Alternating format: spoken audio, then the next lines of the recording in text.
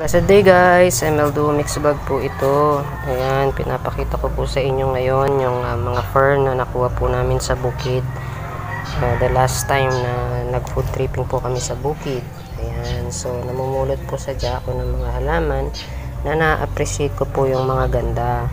Ayan, hindi po kailangan mamahalin, basta na-appreciate ko po na maganda, kinukuha ko po yan. Ayan, itatanim ko po yan, nahanapan ko po ng pwesto kung saan ko po siya mailalagay dito sa aming maliit na bakuran. Ayan, pinagkakasya ko po yung mga halaman dahil ako po ay environment lover. So gusto ko po yung nabubungaran po namin is grainy at maganda. Ayan.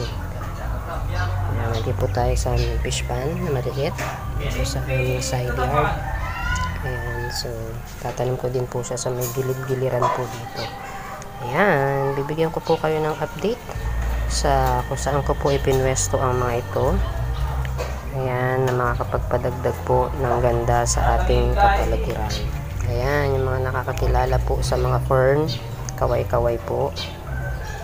Ayan, so thank you po.